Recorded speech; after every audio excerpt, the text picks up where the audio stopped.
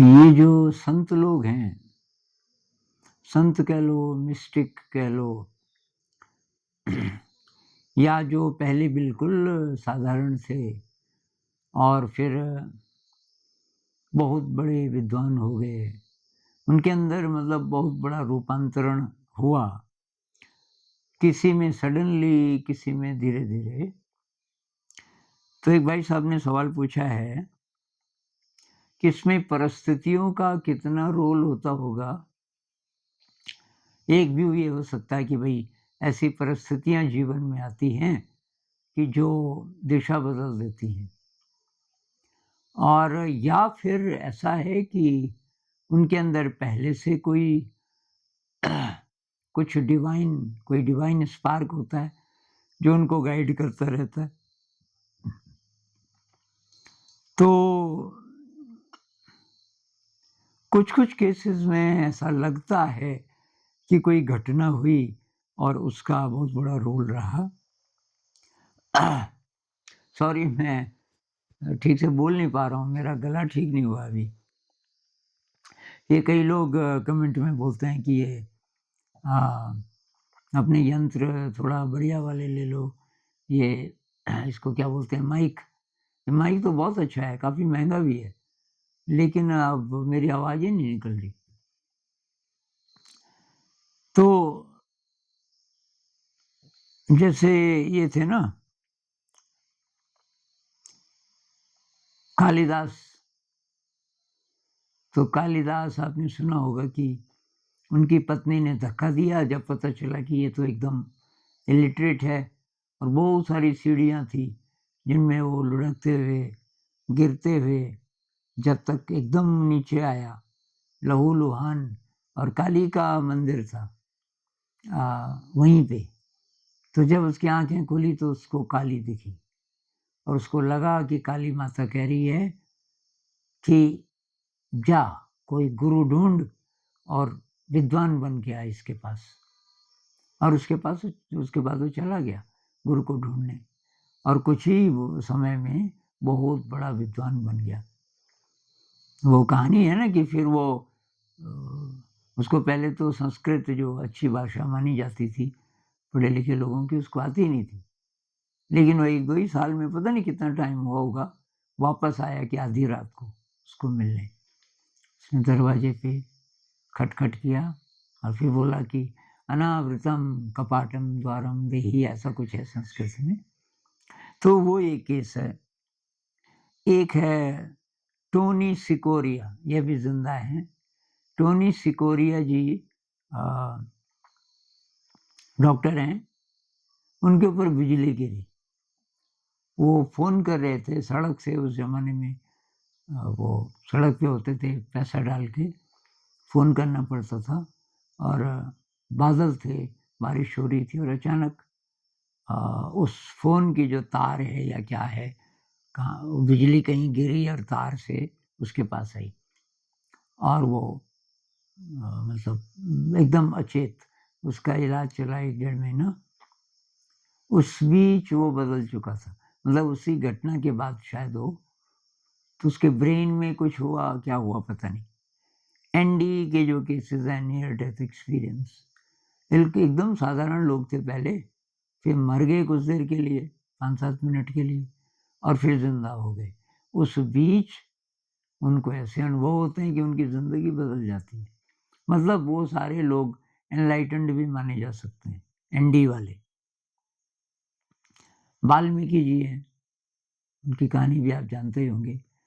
चोरी करते थे और कुछ साधु लोग आए और एक साधु ने बोला कि तू जो पाप कर रहा है, तो किसके लिए कर रहा है? उसने कहा बीवी बच्चों के लिए। कि फिर इस पाप का जो मतलब ये जो पाप लगेगा तो उन पे भी लगेगा। तो कहे कहानी कहती है कि वो घर गया, उसने पूछा, उन्होंने बोला कि हम पे क्यों लगेगा? भाई तू है हेड तो फैमिली का, तेरी ज़िम्मेदारी है कैसे भी करके पैसा ला, सामान ला। बस उसको इतने में बात समझ आ गई। इतने में बात तो समझ आना मुश्किल है ना, उसको आ गई और उसकी ज़िंदगी बदल गई। अंगुलीमाल है, जिसने इतने कत्ल कर दिए थे, तो कहते हैं कि बुद्ध आए और उसका हाथ काँपने लगा। तो ये भी तो हो सकता था कि यार ये जोगी खतरनाक है, ये तो मुझे जान से भी मार सकता है, कुछ पावर है इसमें, भाग। लेकिन वो भागा नहीं, वो उनके शरणागत हो गया, भागा नहीं। तो गोपीचंद है, गोपीचंद और भर्तृहरि की कहानी आपने सुनी होगी, दोनों ही राजा थे। गोपीचंद को उसकी माँ ने बोला कि तेरे पिता भी ऐसे ही मर गए, अनएनलाइटेंड, और तू भी ऐसे ही मर जाएगा। माँ शायद एनलाइटेंड रही होगी। अब गोपीचंद को बात समझ आ गई, सब छोड़ छाड़ के चला गया गोरखनाथ जी के पास। भर्तृहरि की पत्नी ने कहते हैं कि धोखा दिया। अब कितनों की पत्नियां धोखा देती हैं, लेकिन ऐसे साधु कौन बनता है। तो भर्तृहरि फिर उसने गुरु ढूंढा, वो भी गया गोरखनाथ जी के पास, गहरी साधना करने लगा। तो ये इस तरीके के केसेस इतिहास में पता नहीं कितने सारे होंगे कि कोई घटना हुई, उस घटना ने उनको हिला दिया।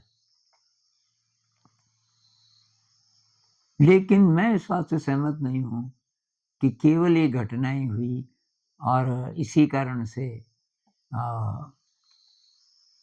वो संत बन गए, उनको मतलब ये कोई हायर विजडम मिल गया। मेरे ख्याल से कुछ पहले से होता है, वो छुपा हुआ हो सकता है, ऊपर ऊपर से कोई मंदबुद्धि भी हो सकता है उससे पहले, लेकिन किसी न किसी कारण से वो उजागर हो सकता है। संभावना, अब वैसे तो संभावना हर इंसान में है, हर इंसान को कुदरत ने वो संभावनाएं दी हैं। सबका ब्रेन एक जैसा है, वायरिंग अलग है उसके अंदर, और वायरिंग बदलती रहती है, हम उसको बदल सकते हैं। पर बात है कि पहले से कितनी तैयारी है। अब दो प्रकार की जमीनें हैं। एक प्रकार की जमीन है कि मिट्टी है तो सही, जरा पुअर है, खाद खुद डालनी पड़ेगी, फिर उसमें फसल हो सकती है।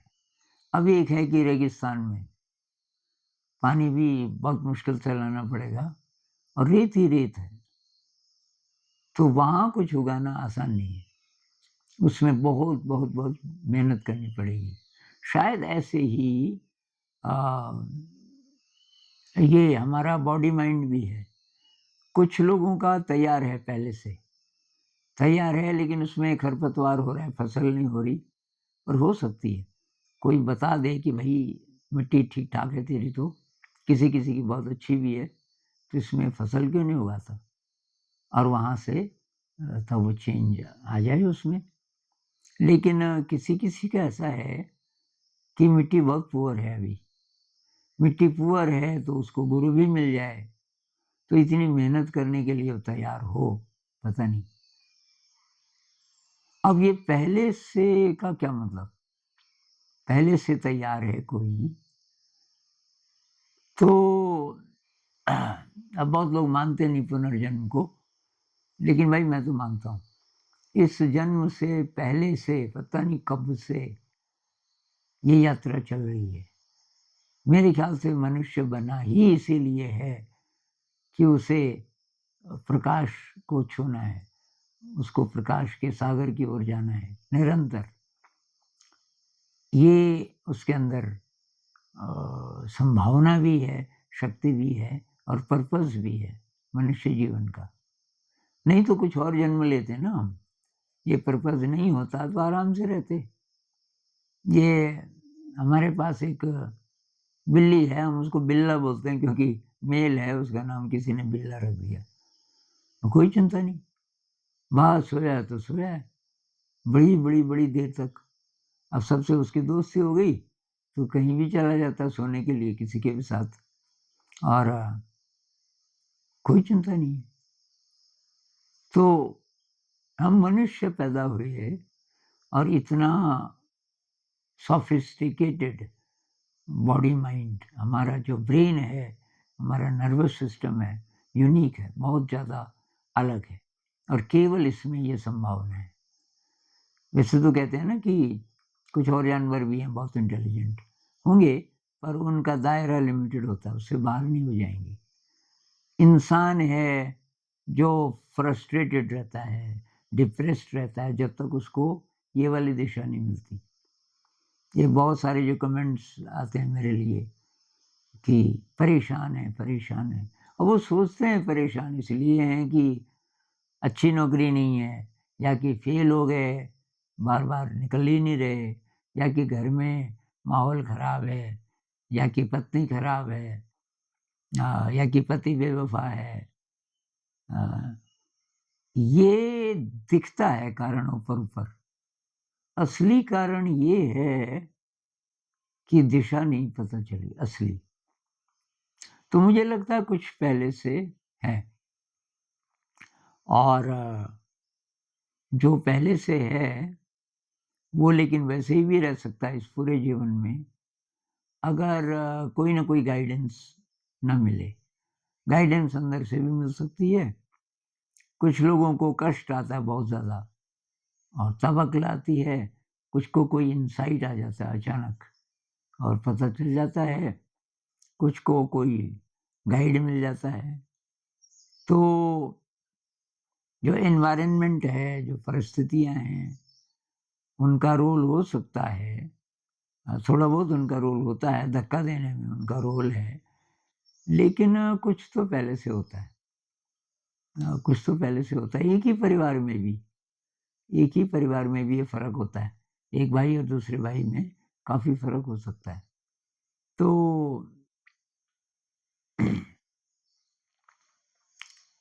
अब हम क्या करें? तो हम क्या करें कि पता करें, ज़रा छानबीन करें। जो लोग नास्तिक हैं, जो लोग निहिलिस्ट हैं, और ये पश्चिम की कुछ-कुछ फ़िलॉसफ़ीज़ हैं, एक्जिस्टेंशियलिज़्म, ऐसी-ऐसी, जो कहते हैं कि कोई नहीं है, गॉड नहीं है, कोई ईश्वर नहीं है, कोई बड़ी शक्ति नहीं है, लेकिन इंसान को जीना है, कोई आशा चाहिए, तो उनको गॉड बनाना पड़ता है अपनी कल्पना से। वो नहीं मानते कि कुछ है, उनमें से कुछ-कुछ लोग। और ये अंधश्रद्धा तो ख़ैर रास्ता है नहीं। अंधश्रद्धा से केवल ये हो सकता है कि थोड़ा-सा राहत मिलती है, थोड़ा-सा सुपरस्टिशन ही सही, राहत मिलती है। असली बात है आपको रियलाइज़ेशन कैसे हो, मिस्टिकल एक्सपीरियंस की ज़रूरत है। तो मिस्टिकल एक्सपीरियंस जब हो जाता है किसी को, तो वो तब ये नहीं कहता कि ईश्वर है बाहर कहीं, वो कहता है ये तो सब एक ही चीज़ है, और उस एक ही चीज़ का आप हिस्सा बन जाते हो, जब आपको ये थोड़ी-सी भी झलक मिलती है। कबीर साहब कहते हैं ना, बूँद समानी समुद्र में। अरे किसी और दोहे में ये भी कहते हैं कि समुद्र समाना बूँद में। आप तुच्छ सी बूँद अपने को समझ रहे थे, कुछ ऐसा अनुभव हुआ, आपने देखा मैं तो समुद्र हूँ, विराट और बाउंडलेस, कोई अंत नहीं है। ऐसी वाली कोई फीलिंग आती है कि मैं टाइमलेस हूँ, फिलॉसफी नहीं, ऐसा लगता है कि मैं फैल गया, अनंत तक फैल गया मैं, टाइम में भी और स्पेस में भी, और ये सारा जो है, ये मैं ही हूँ। उसी को हमारे यहाँ बोलते थे ना, ये अद्वैत, अद्वैत उसी को बोलते हैं, 2 नहीं है। तो ईश्वर को ढूँढ कहाँ रहा है, वो अलग तो है ही नहीं तेरे से। तू है बस, और तेरे अंदर वो, तो ये क्या है फिर कि मैं इतना ही हूँ, ये जो लिमिट्स हैं कि मैं इतना ही हूँ, मुझे जो दिख रहा है बस वही सच है, ये इल्यूज़न है, ये माया है। और इस माया के पर्दे के पार हम देख सकें, उसके लिए साधना है। साधना में कभी-कभी ऐसा हो सकता है, छोटी-छोटी झलकियाँ मिल जाती हैं। अचानक अंधेरी रात है, आपको नहीं पता मंज़िल कहाँ है। हाँ, किसी शिखर पे कोई मान लीजिए कि बिल्डिंग है और उसका कलश है ऊपर, लेकिन आप श्योर नहीं हो। तो कई प्रकार के लोग हैं, कुछ हैं कि जाना ही बेकार है, कुछ नहीं है वहाँ। आधी रात है, दिख तो कुछ रहा नहीं। कोई और कहता है कि नहीं है, कुछ लोग गए, लेकिन दिशा यही है कि नहीं पता नहीं। तब तक बिजली चमकती है अचानक, और आपकी आंखें उधर ही है, और आपको शिखर दिख जाता है। बस अब आपको दिशा पता चल गई। अब दोबारा दिखे ना दिखे, आप चलते रहोगे। तो उसकी ज़रूरत है, वही मिस्टिकल एक्सपीरियंस है। वो कुछ क्षण के लिए हुआ या कुछ ज़्यादा हो गया, किसी ने बोला ये समाधि क्या चीज़ है? तो समाधि में भाई आई खत्म हो जाता है, मैं। अब वो कुछ देर के लिए बहुत लोगों का होता होगा ध्यान में। ध्यान जो लोग करते हैं उनको कभी न कभी ये होता ही होगा। कुछ-कुछ क्षण के लिए आप गायब हो गए। अब यही अनुभव ज़रा लंबा हो गया, तो तब ज़्यादा हम रजिस्टर करते हैं, उसके बाद की भी काफ़ी क्योंकि उससे परिवर्तन आते हैं शरीर में। तो उसको तब हम बोलते हैं कि भई ये समाधि है। लेकिन जो मिनी समाधि है, वो बहुत लोगों को पता चलती होगी। तो पर संत की क्या परिभाषा है? तो ये झलक मिली हो या नहीं मिली हो, इसका ज्ञान किसी और प्रकार से आ गया आपके अंदर, संसार से अपेक्षा खत्म हो गई। संसार से आपको साइकोलॉजिकली जब कुछ नहीं चाहिए, तो मैं ऐसे इंसान को संत कह सकता हूँ। संसार से आपको फिज़िकल चीज़ें चाहिए, रोटी, कपड़ा, मकान चाहिए, थोड़ा बहुत सुविधाएँ चाहिए, और कुछ ज़िम्मेदारी है तो उतना पैसा वग़ैरह भी चाहिए। साइकोलॉजिकली कुछ नहीं चाहिए। साइकोलॉजिकली क्या होता है कि वाह, वाह! मैं ज़रा बड़ा आदमी बन जाऊँ। कैसे पता चलेगा?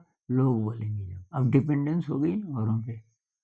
संत को कुछ नहीं लेना-देना, क्योंकि उसके अंदर तो पहले से वो फीलिंग है अबंडेंस की, कोई अभाव नहीं है। चाहे आपको वो दिखता है यार इसने कपड़े भी ठीक नहीं पहने और इसका रहन-सहन भी बहुत साधारण है, खाना भी साधारण खाता है, इसके पास तो कुछ भी नहीं है, कईयों को तरस भी आ सकता है। लेकिन एक्चुअली उसके अंदर अबंडेंस की फीलिंग है कि मेरे पास सब कुछ है और वो संतुष्ट है। वो अगर है, तो उसको संत की कैटेगरी में रखा जा सकता है। और ऐसे लोग अगर बढ़ते जाएँ, तब फालतू की कॉम्पिटिशन कम होगी। तब आपको 2-2 3-3 कारें नहीं चाहिए, एक ही कार चाहिए, वो भी ज़रूरी है तब। अब कहीं जाना नहीं है, आपको ऑफ़िस भी वहीं पे है और दुकानें भी आस-पास हैं, काहे के लिए चाहिए भई? कि जी कभी-कभी हम ज़रा दूर जाते हैं, तो चलो तब भी ठीक है। तो दूसरी क्यों ले रहा है? दूसरी इसलिए ले रहा है कि लोग बोलेंगे, देखो जी 2-2 कारें हैं इनकी तो। मकान, आप 4 कमरे का मकान पहले सोचा था 1 मंजिल, फिर आपने देखा ना यार, यहाँ आस-पास सबकी तो 2 या 3 मंजिलें, वो बोलेंगे कि तो कम से कम 2 मंजिल तो होना ही चाहिए। ये है साइकोलॉजिकल डिपेंडेंस। यहाँ दुनिया आपसे ज़्यादा पावरफुल हो गई। आपने लोगों को अ, बना दिया आपकी ज़िंदगी का इवैल्यूएशन करने वाले। भई वो कौन होते हैं? तो आप संत अपने में मगन रहता है, क्योंकि उसके अंदर सब कुछ है। तो कुल मिला के हमारे लिए मैसेज ये है कि भाई, अब मैं एनालॉजी देता हूँ ना कि ज़िंदगी तो अनमोल रत्न है। रत्न है और बाहर से मिट्टी की कोटिंग है, जो संस्कार कहते हैं। उसको खुरच-खुरच के कितना खुरच सकते हैं इस लाइफ़ टाइम में, जितना भी, पूरा ना सही कोई बात नहीं। फिर अगला लाइफ़ टाइम मैं तो मानता हूँ कंटीन्यूअस है ज़िंदगी। तब तक हम जन्म लेते रहेंगे, जब तक वो पूरा उज्ज्वल नहीं हो जाता, हमारा रत्न। और उसके बाद तब हमारी चॉइस होती होगी। जो बुद्धिज़्म में कहते हैं ना बोधिसत्व, कि बोधिसत्व वो हैं जो हो तो गए एनलाइटेंड। और चाहें तो इस दुनिया में, कोई कह रहा था दुःख भरी दुनिया में, यहाँ जन्म ना लें। बोधिसत्व जानबूझकर जन्म लेता है कि भई मैं तो पार चला गया, लेकिन कितने-कितने हैं दुःख में, मैं जितना कर सकता हूँ उतना करूँगा। अब जन्म लेने का मतलब दोबारा से आप दुःख झेलने के लिए आ गए, दुःख तो आएगा जब जन्म लोगे, वो तैयार है। तो बहुत बड़ा विषय है, काफ़ी देर तक बात की जा सकती है, अभी इतना ही। तो नमस्कार।